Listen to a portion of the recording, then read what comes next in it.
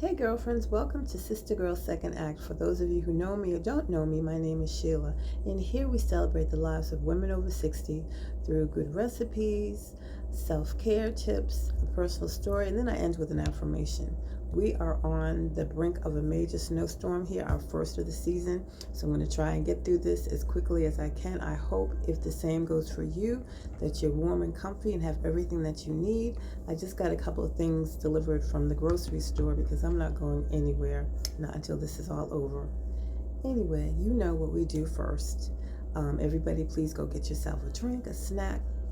Come on back. I'll wait for you and we'll get started. All right, now.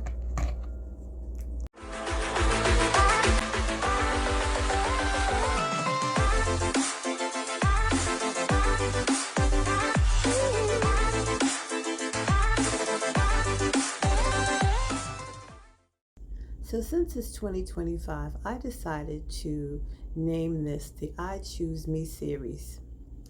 And I'm going to have a couple of these episodes for 2025. And what I want to do is emphasize the importance of prioritizing yourself and making choices that lead to personal fulfillment.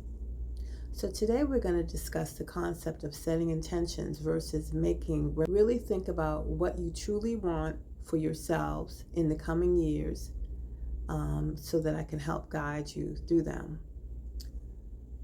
Now, I do want to also express that this is not a channel for where we're going to reinvent ourselves. No, what we are doing is rediscovering ourselves and adding on and bringing back to what we used to do, bringing back stuff that we've maybe put on the shelf, because we've been raising our families, retaking up hobbies, all that kind of stuff. And also looking at what we want to do and how to live our best lives at our ages. So today I'm going to do I have to get my notes here. I want to do a simple exercise to articulate your intentions. So the materials that you might need, or you do need, are number one, a journal or a piece of paper for now. You can transfer it later. A pen to have some quiet space for reflection, whatever room that you feel the most comfortable in. You could also, like I do sometimes, is light a candle.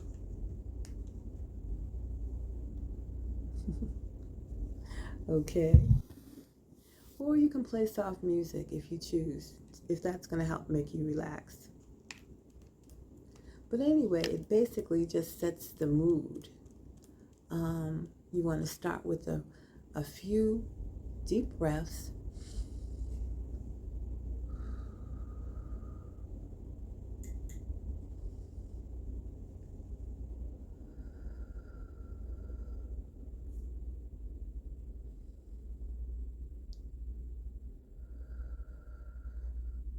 Oh, yeah. And now I'm going to ask you some reflective questions. And I want you to truly reflect on what you want in your life. The first level, a personal fulfillment. What brings you joy and fulfillment in your life? I know for me, it's the joy of being independent. It's the joy of close friends, my family, being able to live life on my own terms. The next question, what activities or experiences make you feel the most alive? Well, for me, as most of you know, cooking. Everything for me revolves around cooking. When I bring family over, I like to have food. Food to me is the way that I show love to people. When I'm in the kitchen and it relaxes me and I've got the music going and I've got all of the scents and the smells and the work that I put into it and the smiles on faces when they taste my food. That brings me so much fulfillment. But there are core values as well. What values are the most important to you? Is it home, family, health, adventure, creativity, or is it a combination of all three? Take your time to answer this because this is going to help you move on to a project that we're going to do for next week.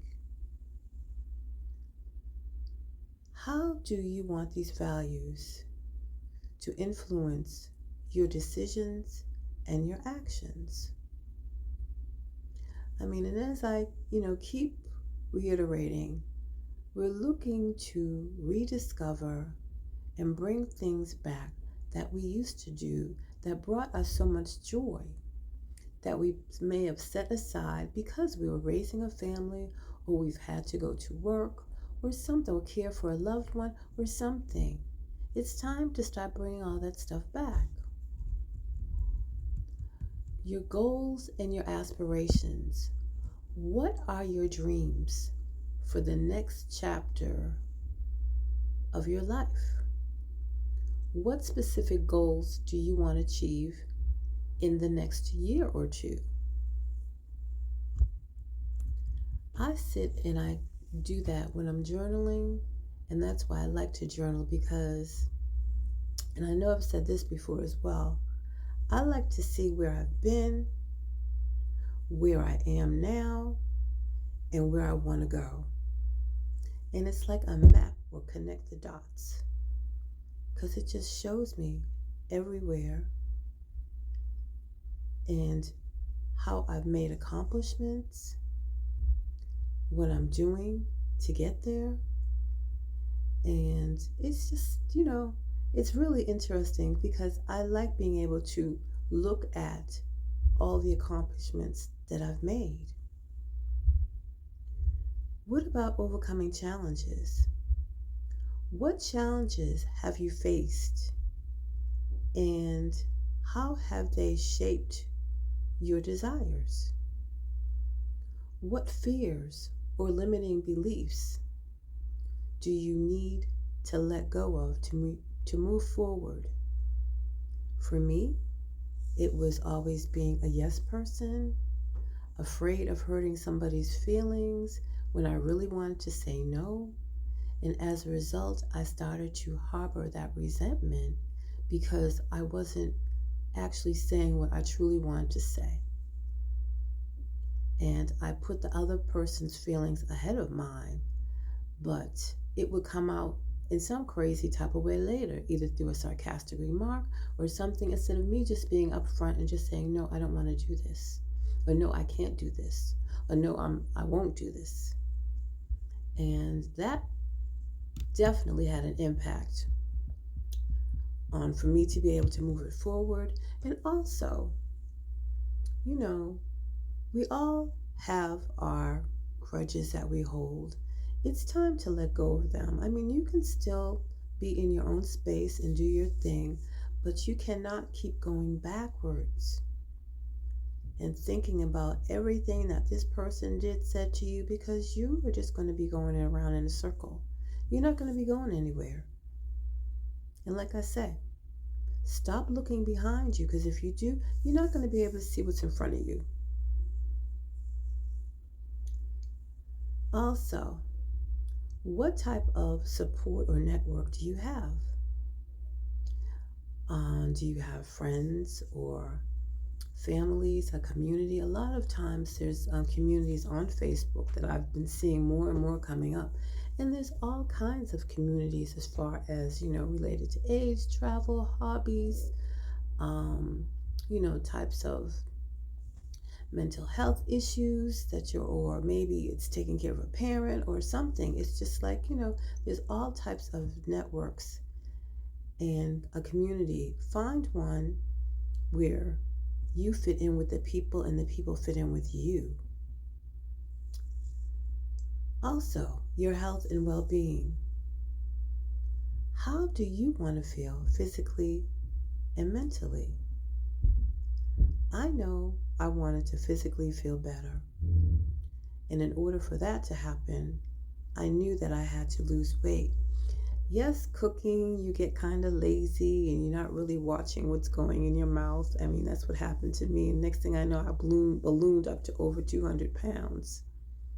But I came to a realization one day, and like I said, after I had, my hip surgery, and that was some pain right there, but it was also the extra weight. It was affecting my back as well as my hips, my knees.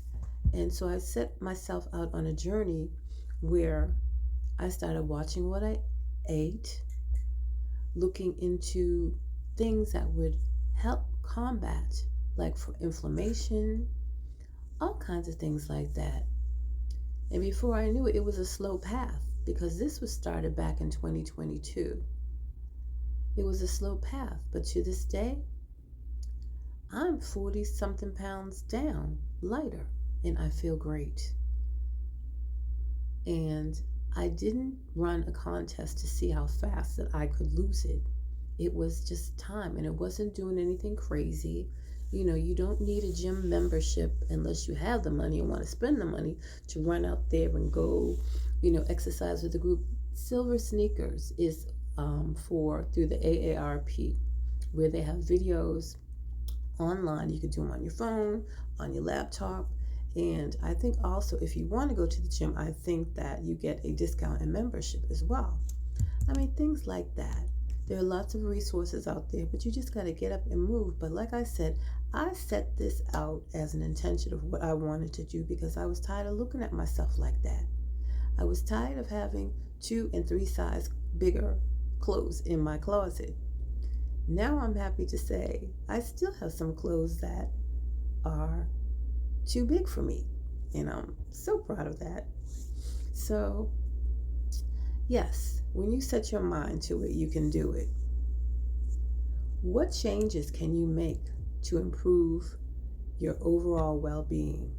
And here where we come into as far as setting boundaries. What makes you happy? What makes you be able to chill? I like my quiet time. There is nothing worse than leaving a noisy home, going out into the world, or if you're still working, going to a noisy job, coming back to a noisy house. It's just not good for your psyche. I revel in my quietness. My house, my home is peaceful. It's clean most of the time because it's just me. And it just is a place where I can relax, rewind, and do what I want to do. And for me, it has raised my level of well-being as far as I'm not all nervous, I'm not angry. I have time to process the day. I reflect, I meditate, I journal. All of that helps.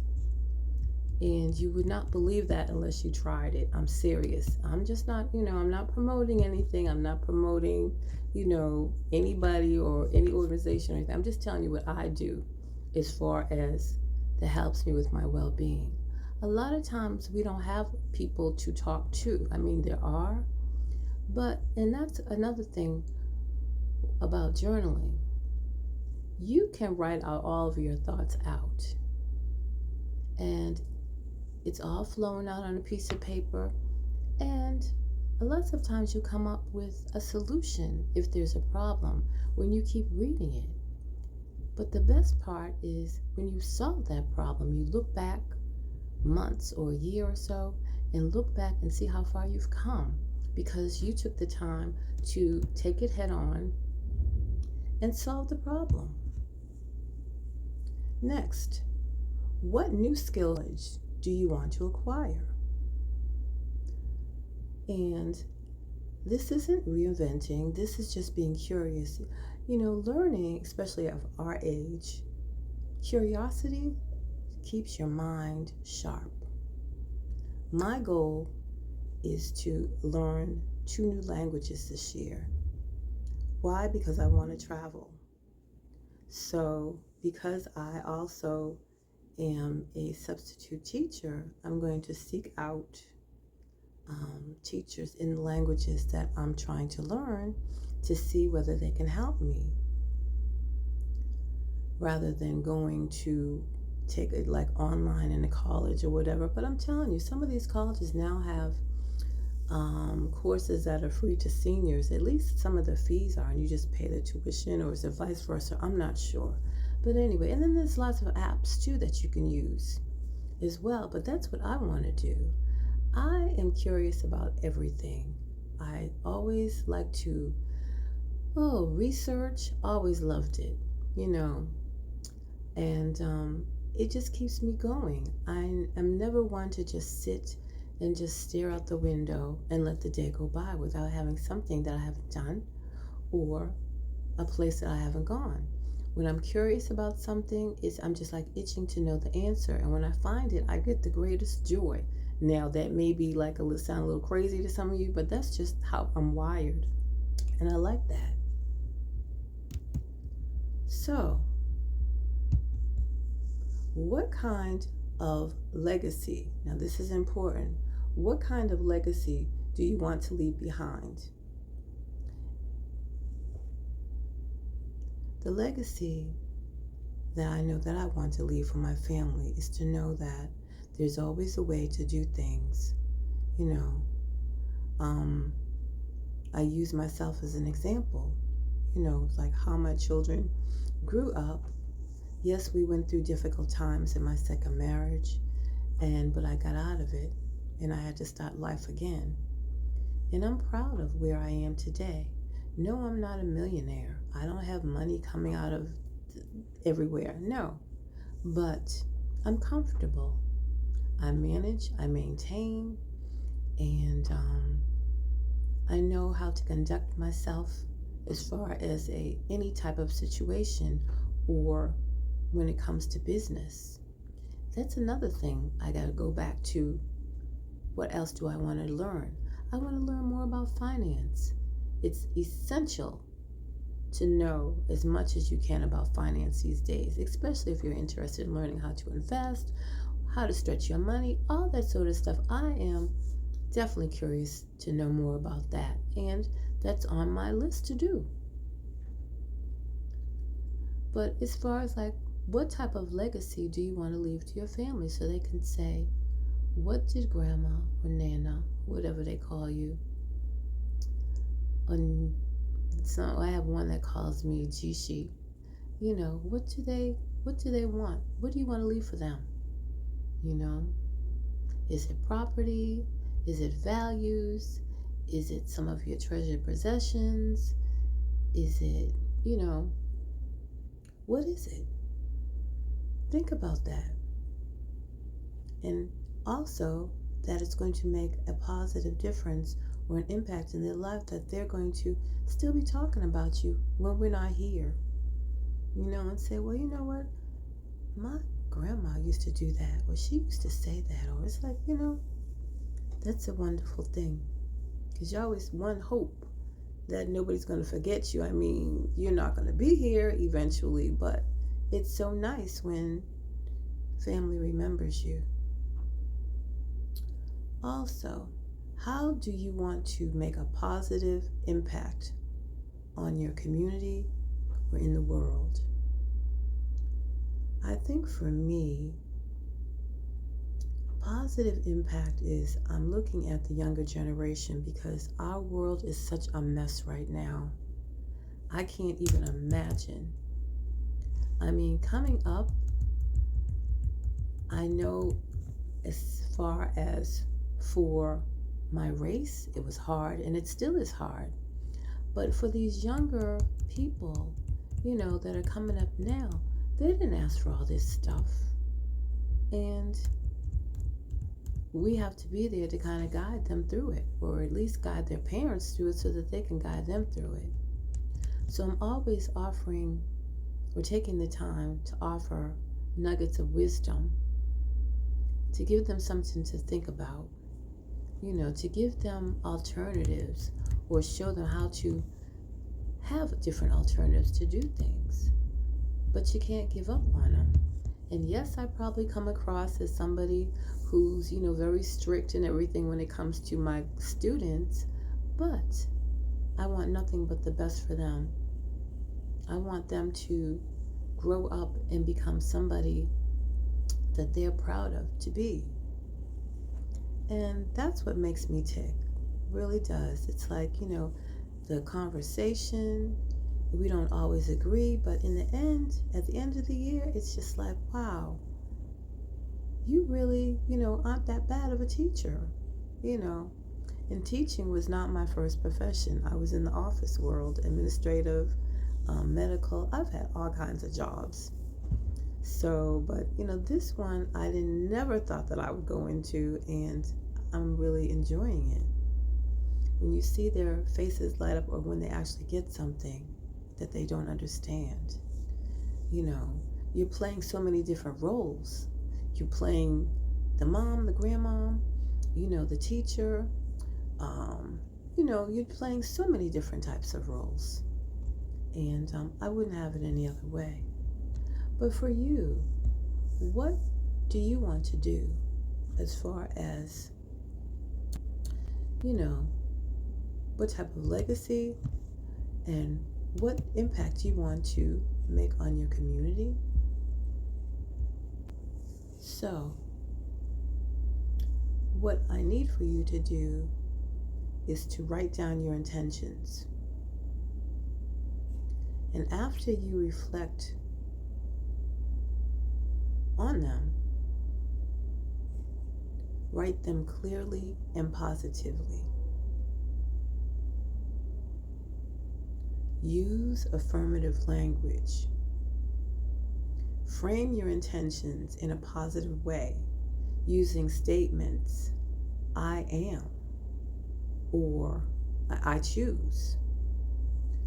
For example, I am committed to nurturing my health, or I choose to spend more time, quality time, with my family, friends, or whoever.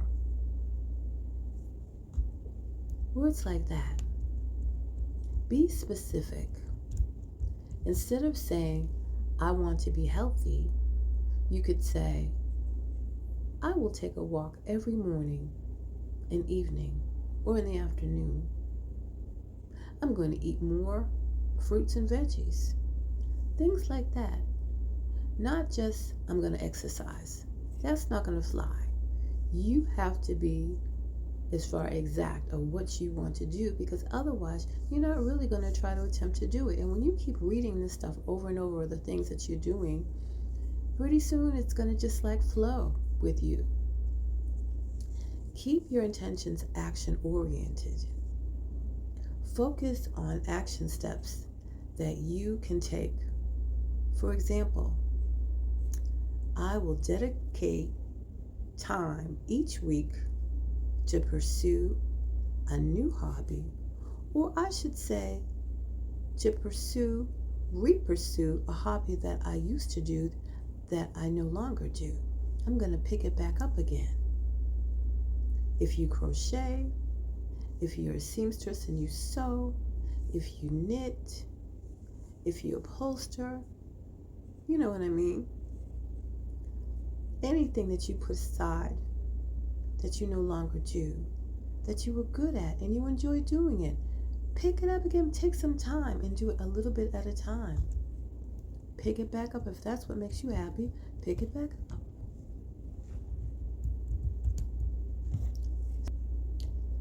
In doing so, once you have all of this stuff together, then you are ready for our next steps, which we're not going to do until next week. But it's going to be creating a vision board.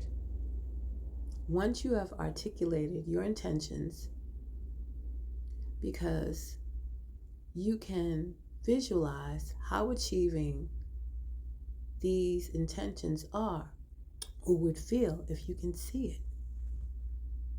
And it can help you reinforce and commit and motivate you. What do you think about that? It's also something when you set your intentions for you, as I was saying, to review regularly. Revisit your intentions and see how you are progressing. Don't give yourself necessarily a timeline. This is not a marathon. Take your time. You don't have to have, I'm going to lose 30 pounds in 20 days. No, we're not doing all that sort of stuff. We have been through all that mess. No, we don't need to do that. We're older now. We're taking it a little bit slower. We know how this goes. But when it's written down, it's so much easier to be able to see it, visualize it, manifest it, and put it into action. All of what we discussed today will help you to clarify your intentions and effectively set the stage for your vision boards, which we will do next week. But in the meantime, we're going to do a recipe today. The storm is coming, and I think this calls for some comfort food. You know, I love Italian cooking, but I'm a fiend when it comes to I think it's a fiend when it comes to meatballs. So I'm going to make some spaghetti and meatballs, and you'll see how I make them. It's comfort food. It fills you up, and I think that's what I'm gonna do. That's what our recipe is going to be today. And then I'll go over some self-care tips when we finish. Let me go ahead and move over to the sink, wash my hands, get this stuff out, and I'll take you through how I make my meatballs and spaghetti, or spaghetti and meatballs. All right, so I'm going to go ahead and make my turkey meatball. Actually, it's going to be turkey and sausage, hot sausage. I'm still in the use what I got. I did get a couple of things from the store, but of course it was nothing that I needed to use in my recipe. I had ordered it prior to deciding what I was going to have. So I have a little bit of hot sausage, and I have the turkey in here as well. I got a little bit of lemon pepper. Put that in there. Don't be afraid. Can't even speak today. Don't be afraid to season your meat. Wow. This is some adobo. I didn't have sage or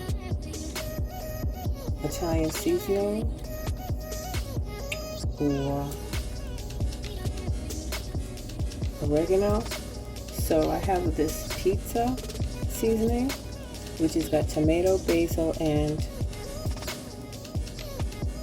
oregano in it. So that's what we're using. We'll find out how it tastes in this afterwards. So I get some of that. What else I want to put in there? I think that's about it. Go ahead and mix this up. I'll probably add some more seasoning. Oh yeah, breadcrumbs.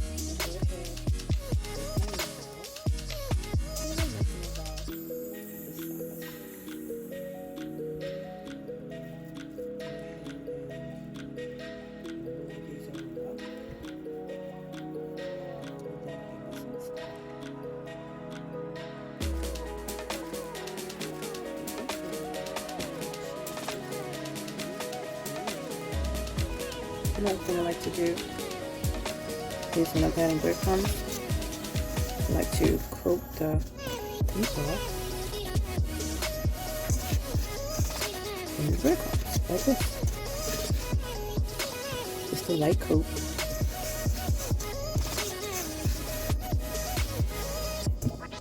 Like that. As I said, I'm going to be dropping these into the sauce.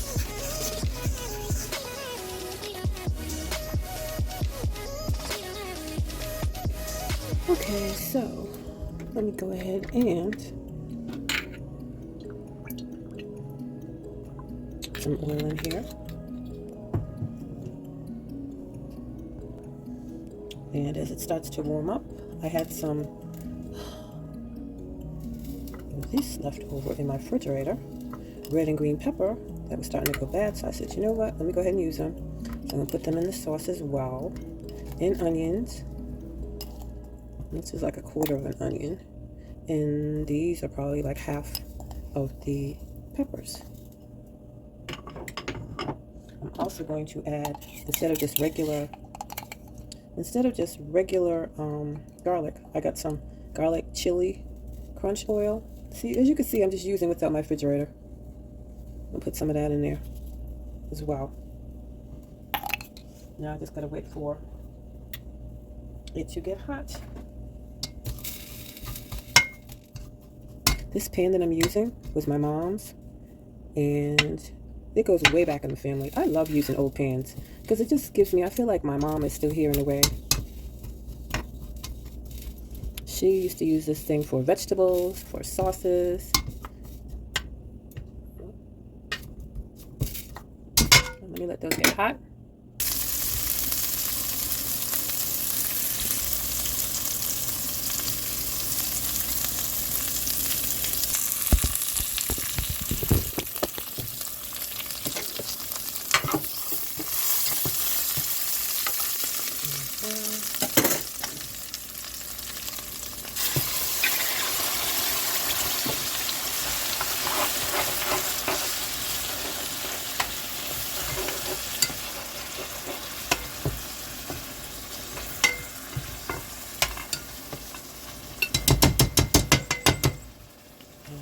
Sauce in.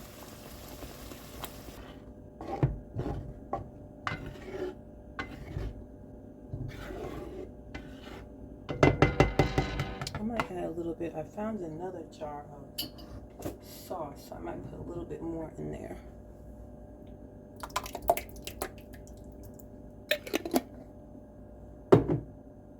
I am partial to sauces because I like to make my own, but like I said, it's about to storm outside. I'm not getting whatever I don't have in here. I just don't have it.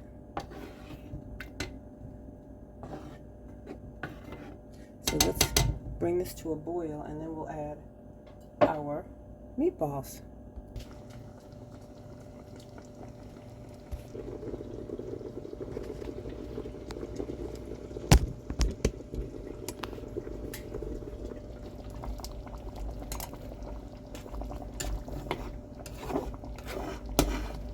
All of them in there. They all fit. And put the top on here and let them cook.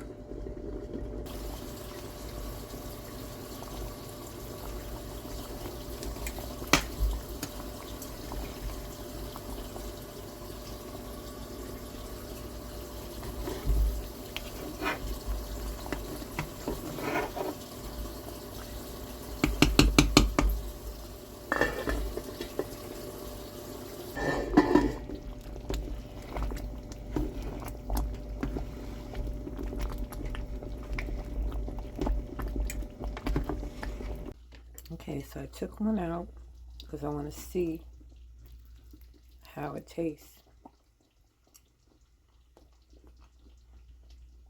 Mmm. Mmm.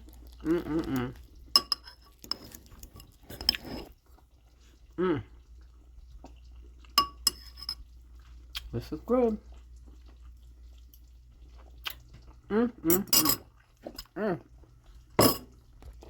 As I'm chewing this meatball, I can feel the heat coming up from that sausage.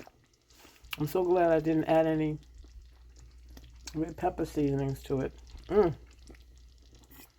But the flavor is really good. Especially when you mix your turkey, or you can mix your ground beef, or you can use a meatloaf mix. You know.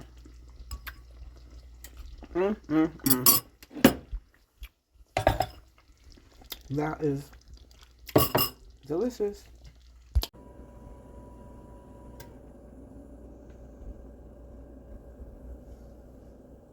And there's the spaghetti. Great comfort meal for a cold day. So we have mindful cooking.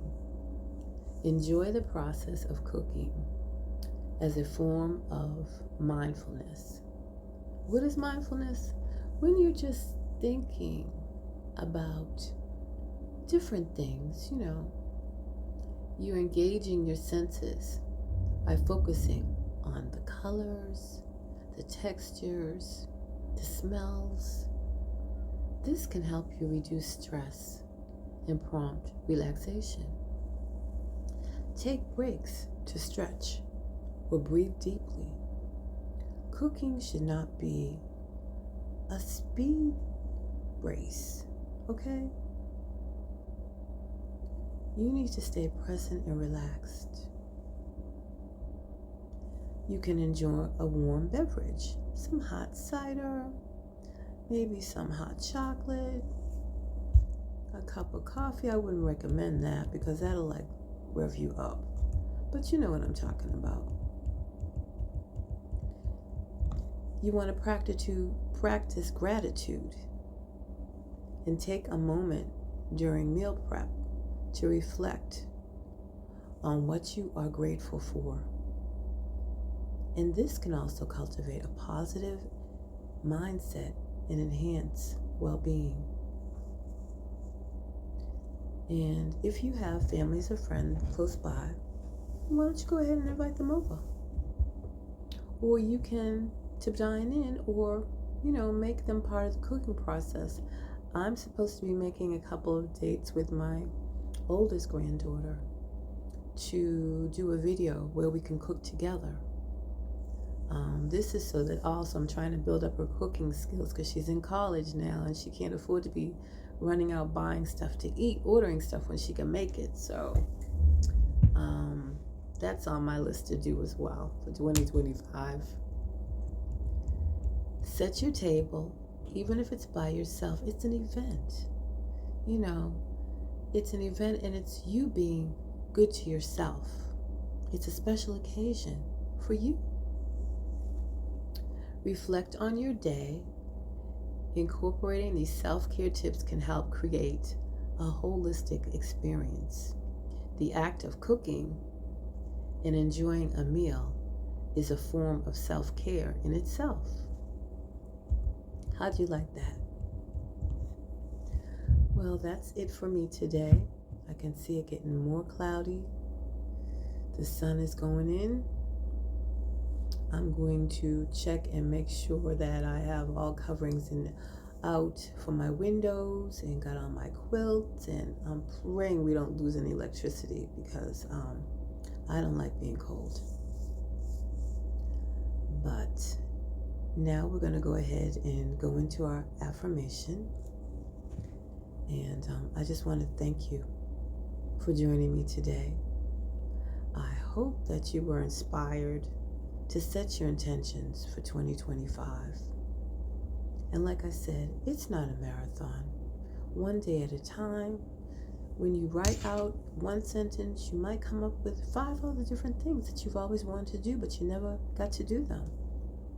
And also, what else I said was, this is not where you are reinventing yourself. You are rediscovering. Okay? We're rediscovering, we're bringing stuff in that we used to do a long time ago. I can remember when I was young that I used to love to write plays. I was thinking about that the other day, and I'm wondering, it's just like, that, and just writing between the journaling and, writing a book, and that is on my to-do list. I got so much stuff. It should keep me filled up for the whole year. But stuff like that, it's just like when you're thinking, just take the time to just sit and think, and what did I used to do, and what would I like to do, and, what do I want to learn? You can even start a new career if you wanted to. Don't let anybody tell you, oh, because you're over 60 plus, that you can't start a business, work. Don't let them tell you that stuff, okay?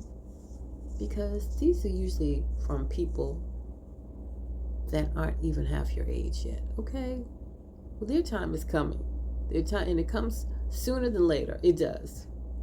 So, like I said, set your mind to what you want to do. I mean, my vision of what I want for 2025 is fantastic.